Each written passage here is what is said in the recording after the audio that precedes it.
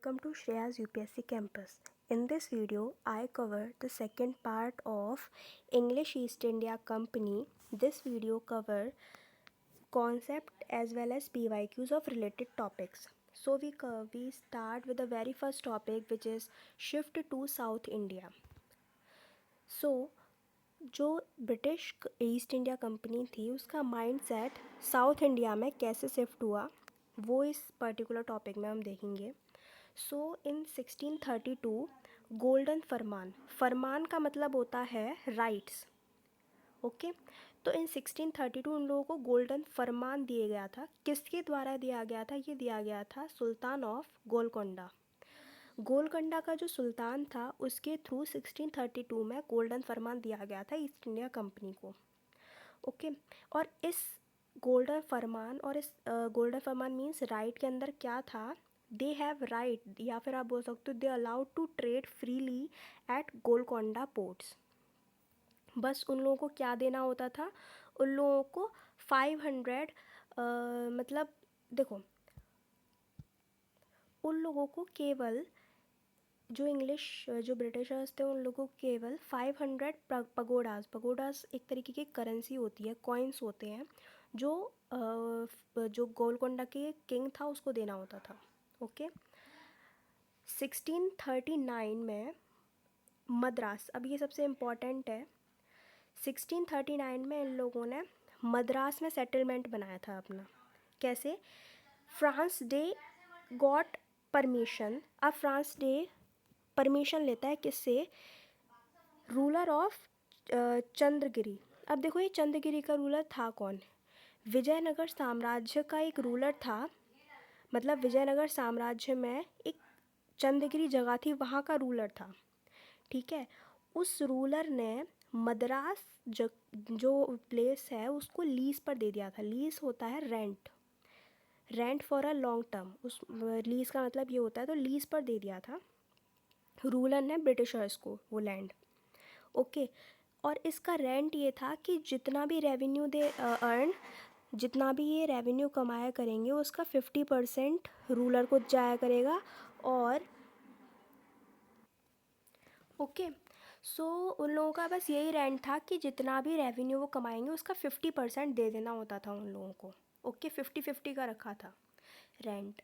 और इस particular rent के अंदर उनको क्या क्या अथॉरिटी मिली थी? उन लोगों को फोर्टिफाई करने का राइट था, उन लोगों को एडमिनिस्ट्रेशन बनाने का राइट था, और कॉइन क्रिएशन का भी राइट था कि अपनी करेंसी खुद क्रिएट कर सकते हैं उस पर्टिकुलर एरिया में. ओके, सो फोर्टिफाई करने का राइट था. तो in this particular right they build a first fort which is ST George. Okay, ये पहला फोर्ट था जो ब्रिटिशर्स ने बनाया था इंडिया के अंदर. ओके, और later it become headquarter of Coromandel coast. Coromandel coast मतलब सदर्न पार्ट का हेड क्वार्टर बन गया था ये. अंडरस्टैंड? चलिए, ये यहाँ पे लिखा हुआ है, it become the English head quarter in South India. Okay, so we went further. अब है इंग्लिश इन बंगाल. ये तो और इम्पॉर्टेंट है, सबसे ज़्यादा इम्पॉर्टेंट है यूपीएससी प्रोस्पेक्टिव से, कि इंग्लिश इन बंगाल. बंगाल में इंग्लिश का कैसे, मतलब अंग्रेज़ों ने बंगाल में कैसे अपनी पकड़ बनाई थी. देखो हुआ क्या, इसकी मैं आपको पूरी स्टोरी बताती हूँ. सो बंगाल खाली ब्रिटिशर्स के लिए ही इम्पॉर्टेंट नहीं है. बंगाल जो था ना, ये पर्टिकुलर जो प्लेस बंगाल है, ये बहुत प्रॉस्परस प्लेस है. ओके, ये not for Britishers, it important for Mughals also. ठीक है, मुगल काल से ही ये सबसे इम्पॉर्टेंट प्लेस बनती हुई आ रही है.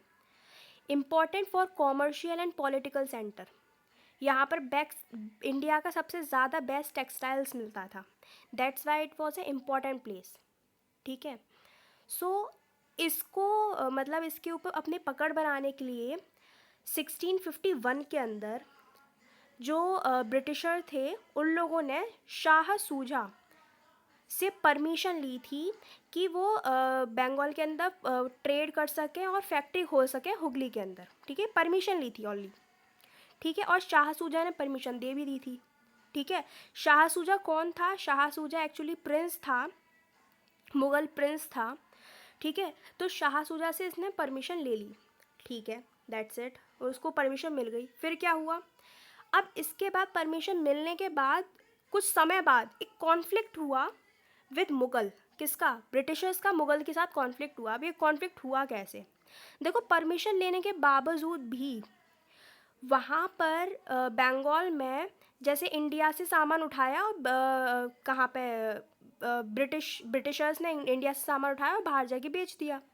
ठीक है, ये करते थे वहाँ पर।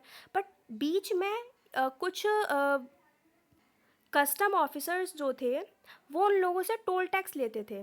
अब देखो, परमिशन भी ले रखी है, परमिशन लेने के बावजूद भी ये लोग क्या भर रहे थे? टोल भर रहे थे।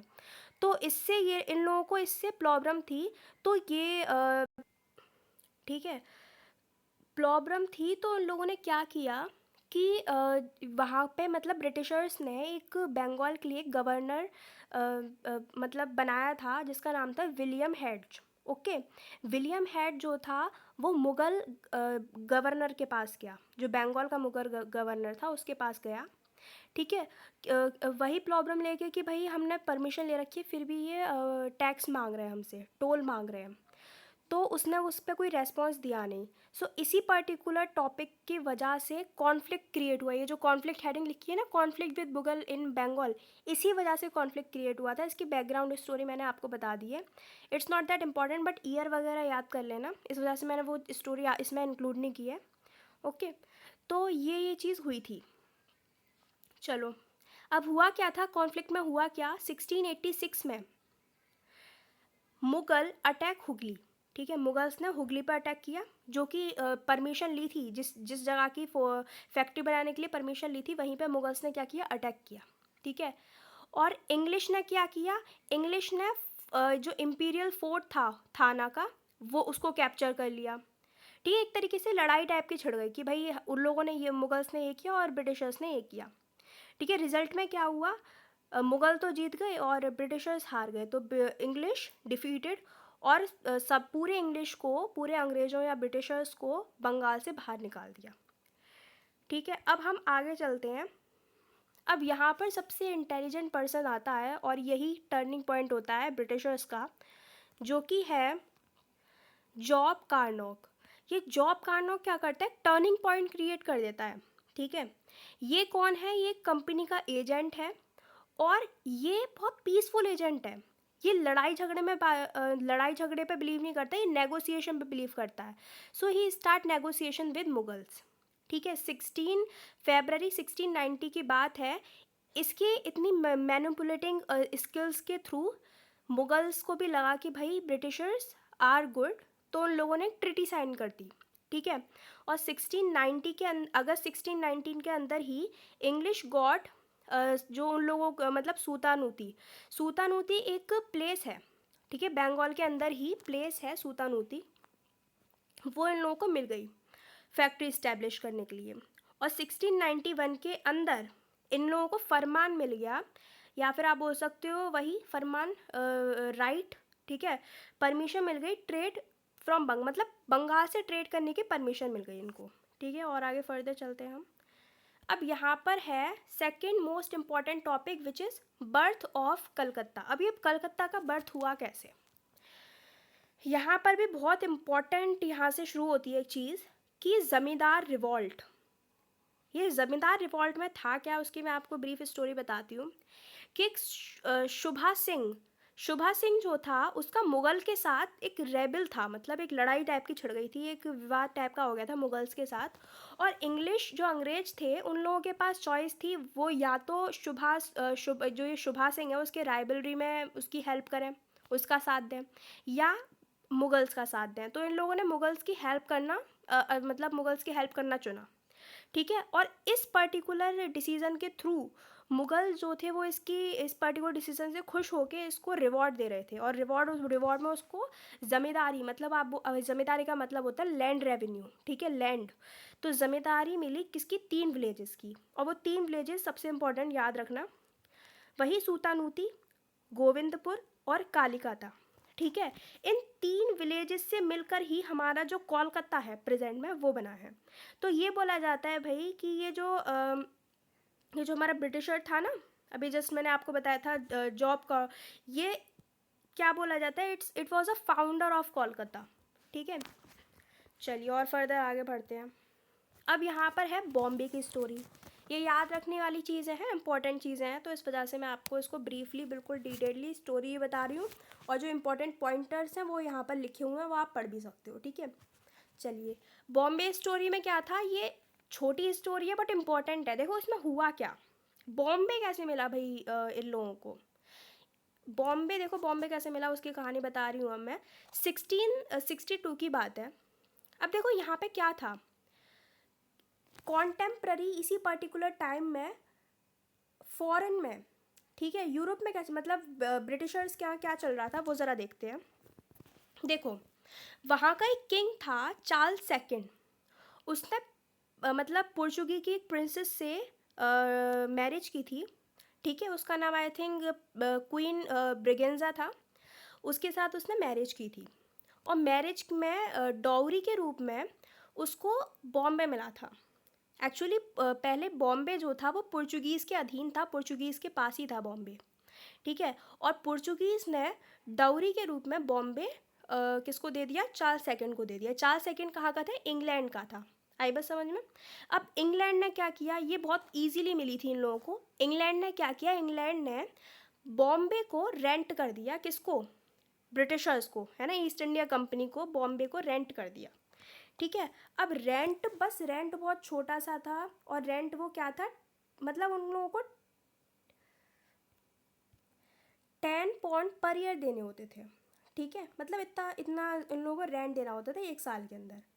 ठीक है, तो अब आती है बात आगे कि 1687 में क्या हुआ, Bombay become a head quarter of the company. अब देखो कोरामंडल कोस्ट का जो हेड क्वार्टर था वो था मद्रास। मद्रास में बनाया था ना एस टी जॉर्ज फोर्ट जो बनाया था, वैसे ही बॉम्बे में भी इन लोगों ने क्या किया, इन लोगों ने फोर्टिफाई कर ली वो जगह, और वहाँ पर हेड क्वार्टर बना दिया। देखो वो उस पर्टिकुलर जो बॉम्बे वाली जो साइड है वहाँ का जो हेड क्वार्टर था वो सूरत में था, तो सूरत से हटा के इन लोगों ने बॉम्बे में कर लिया था हेड क्वार्टर। ठीक है, इनिशियली कहाँ था, सूरत में। अब ये वाला जो टॉपिक है इसको मैं आपको अलग पीडीएफ में बताती हूँ, अभी जस्ट एक सेकंड रुकिएगा।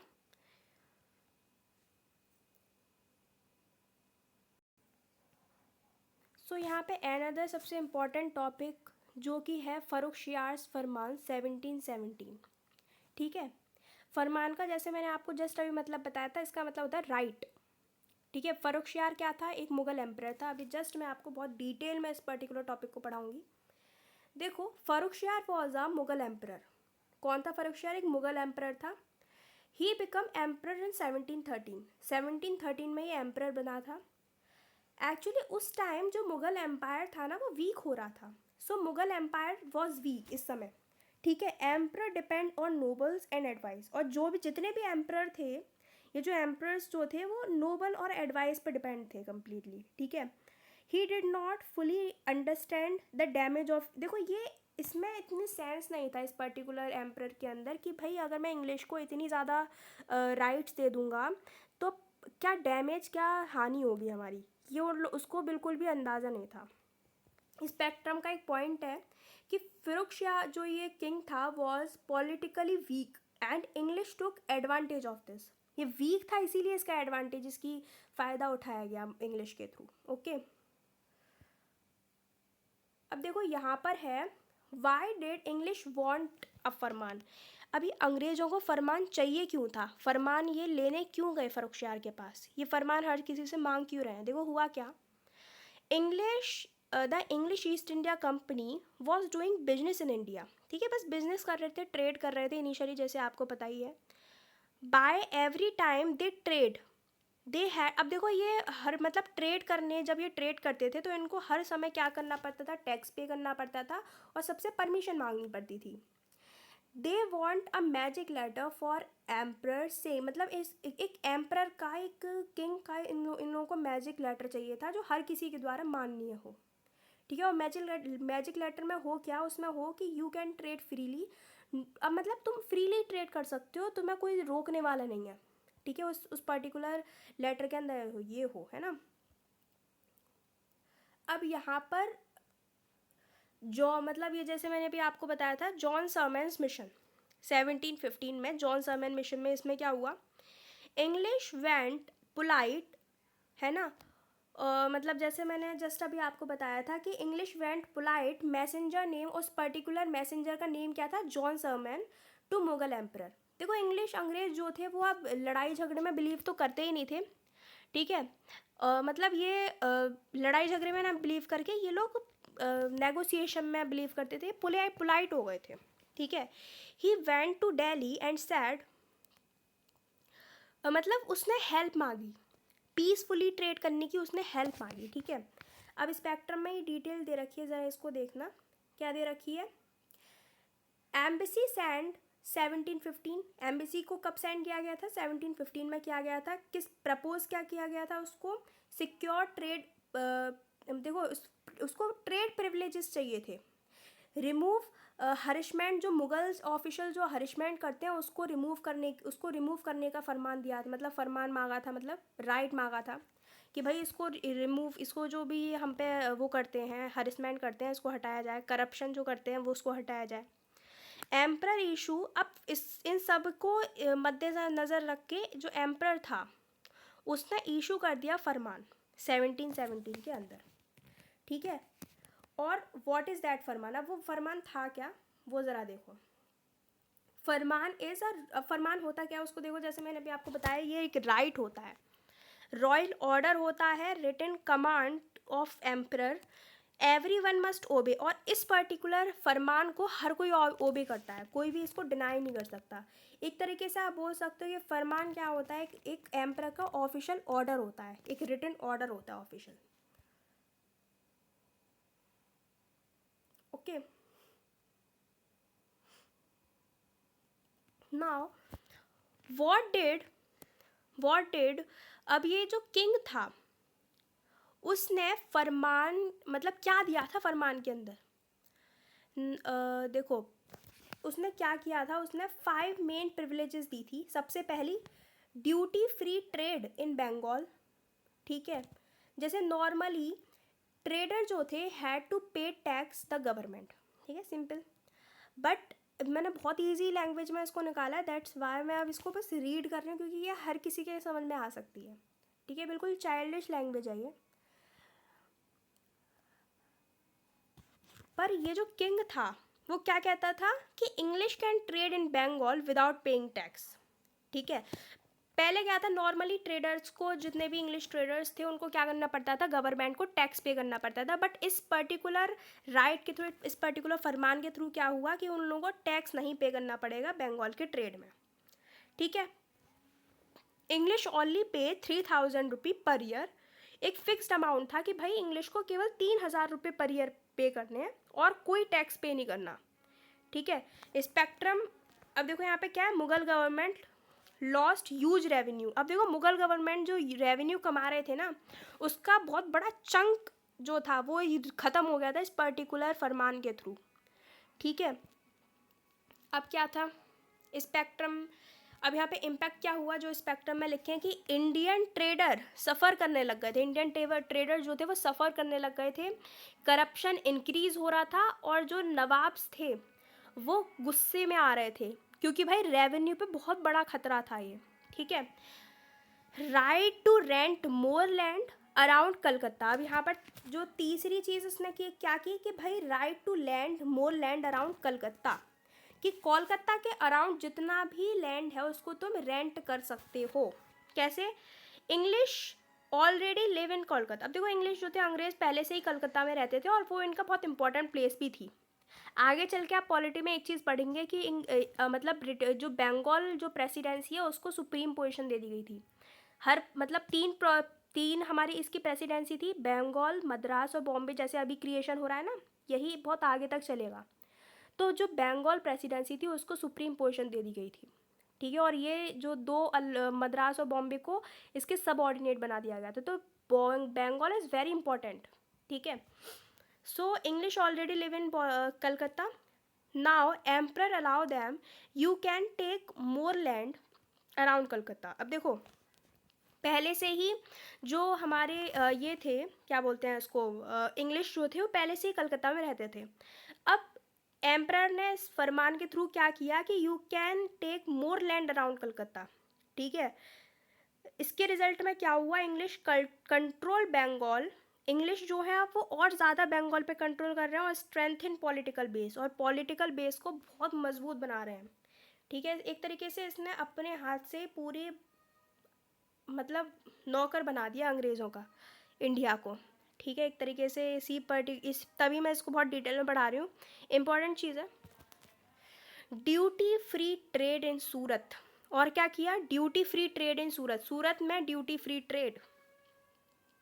देखो in Surat also English were allowed trade without paying custom. अब देखो सूरत में भी बिना किसी कस्टम के तुम ट्रेड कर सकते हो, ठीक है।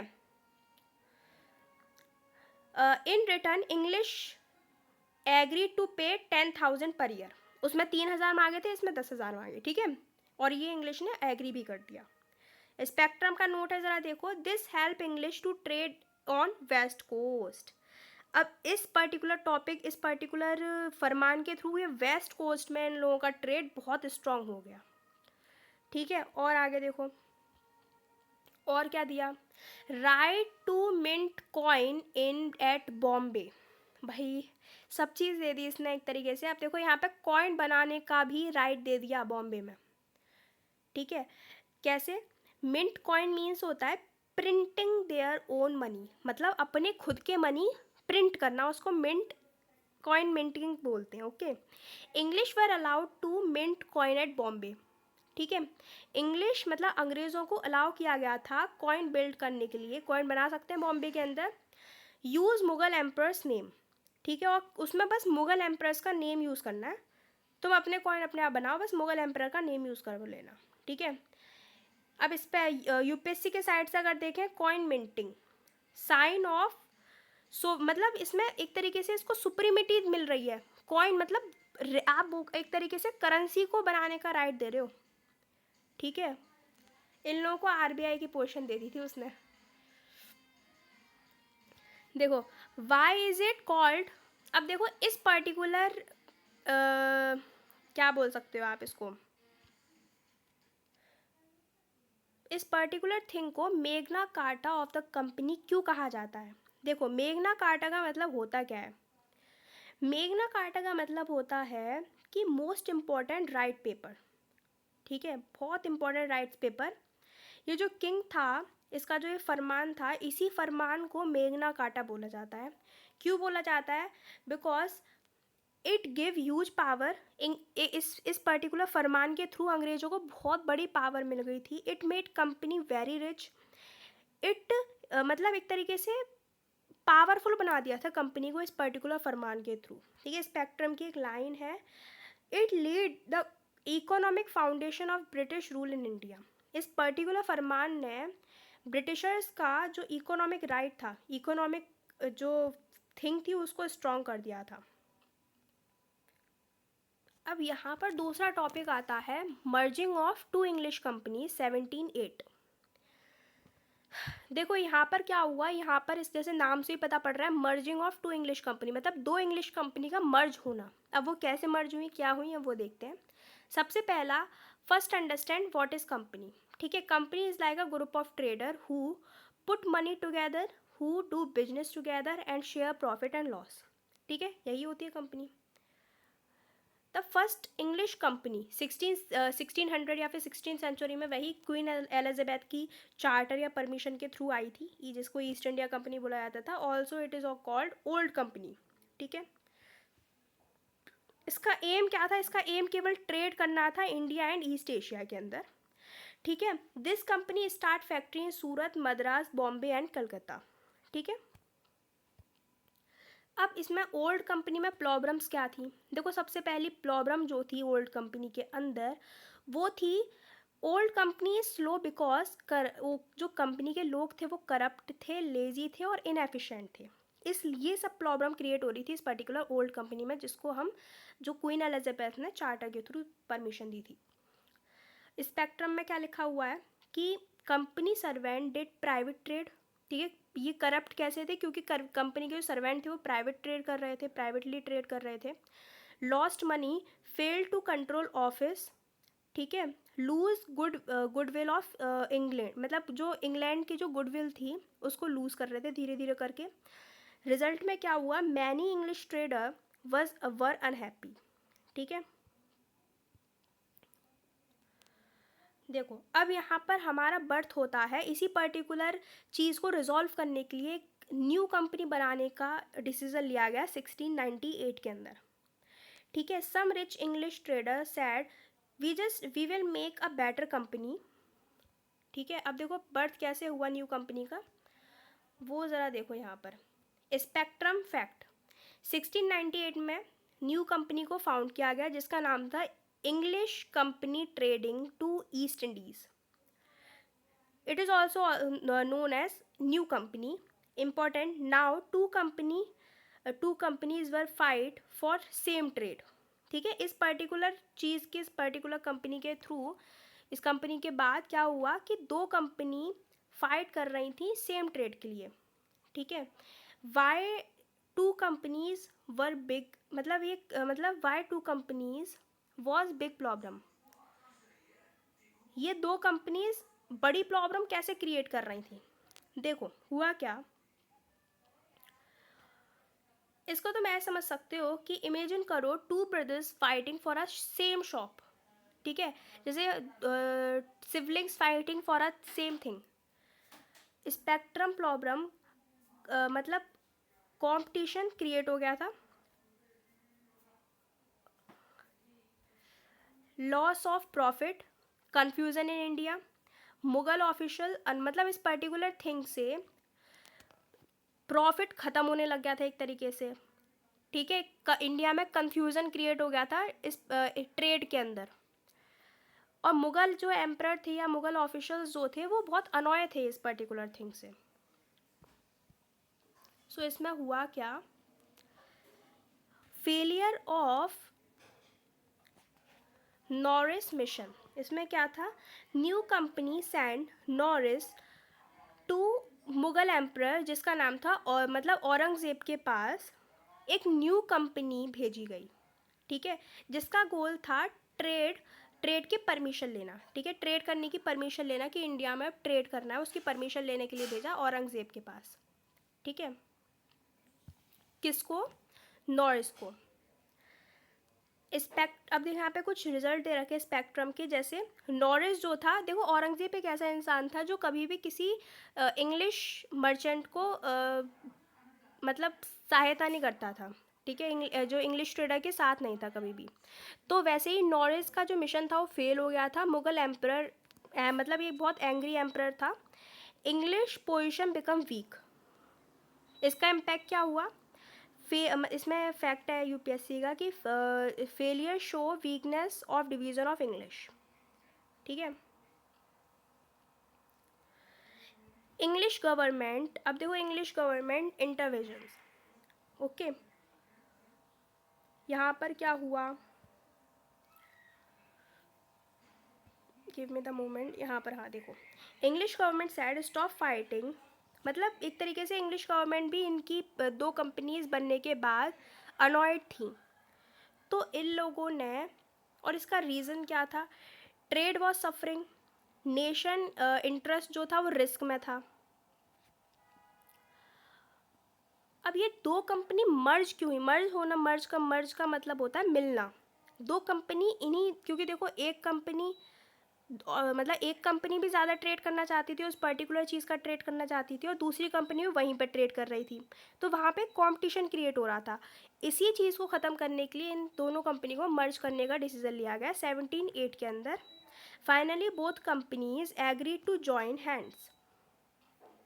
स्पेक्ट्रम का फैक्ट है ये, 1708 के अंदर कंपनीज को मर्ज कर दिया गया, और इस कंपनी का न्यू नेम लाया गया, वो है United Company of Merchants of England Trading to East Indies. इसका एक फैक्ट है यूपीएससी का, after this there was only English company in India. एक ही इंग्लिश कंपनी थी, दो इंग्लिश कंपनी नहीं थी, जिसके कारण ये कॉन्फ्लिक्ट क्रिएट हो रहा था।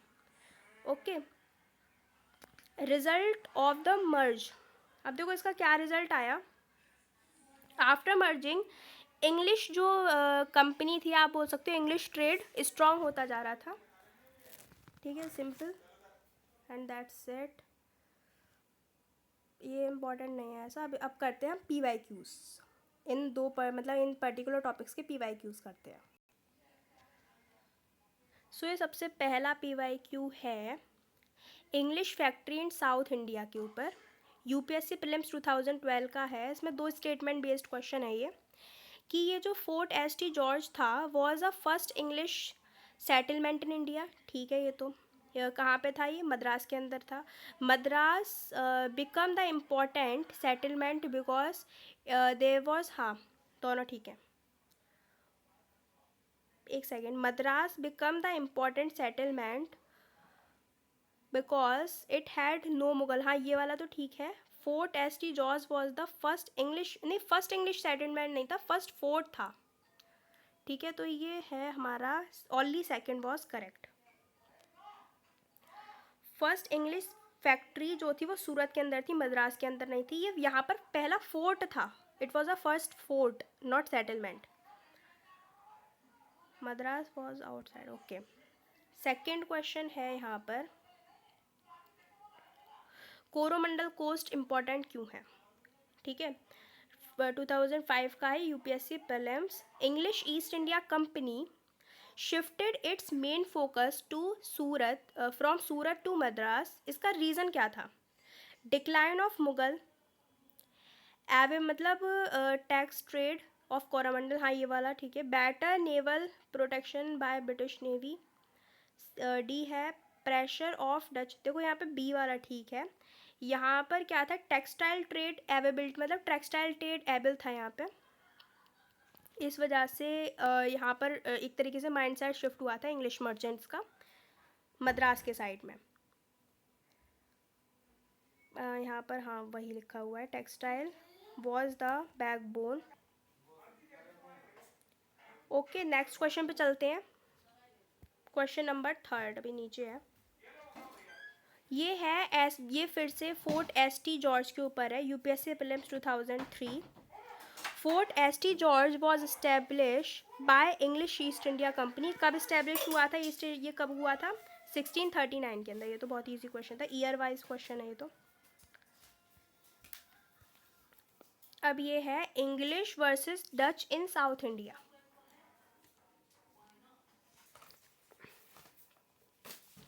सो यूपीएससी प्रीलिम्स 2014 का क्वेश्चन है ये, which of the following European power was the first to establish trade relation with the ruler of the Coromandel coast. So सबसे पहली बार तो पोर्चुगीज़ ही आए थे, तो ए पोर्चुगीज़ वाला है इसमें, ठीक है। ये मैंने सब चीज़ आपको कॉन्सेप्ट बता रखे हैं, इस वजह से इसको डिटेल में नहीं बता रही मैं। अब यहाँ पर है fifth P Y Q. So fifth वाला है डिक्लाइन ऑफ सूरत। सूरत क्यों डिक्लाइन हुआ, ये यूपीएससी प्रीलिम्स 2008 का क्वेश्चन है, okay. Which of the following was not the reason for decline of Surat as an English trading centre. So इसमें क्या है, इनमें से कौन सा रीज़न नहीं है, नॉट। अब ये नॉट वाले क्वेश्चन जो होते हैं इसको थोड़ा ढंग से पढ़ना चाहिए, क्योंकि यहाँ पे कभी कभी हम नॉट को भूल जाते हैं। तो इसमें ये पूछा गया कि कौन सा रीज़न नहीं है डिक्लाइन का, ओके। तो सबसे पहला है rise of Bombay, second Mughal instability, तीसरा है डिक्लाइन ऑफ टेक्सटाइल ट्रेड। तो यहाँ पर टेक्सटाइल ट्रेड का डिक्लाइन रीज़न है, ओके। राइज ऑफ बॉम्बे भी नहीं है, तो यहाँ पर रीज़न नहीं है पूछा था, तो डिक्लाइन ऑफ टेक्सटाइल ट्रेड है, ओके। सो हम अनदर क्वेश्चन पे जाते हैं, सिक्स्थ क्वेश्चन। इसमें क्या बोला गया है, टू इंग्लिश कंपनीज के ऊपर पूछा गया है क्वेश्चन, जो ये merging of two English company था उसके ऊपर है। ये प्रीलिम्स 2016 का है कि with the reference of English East India company consider the following statement.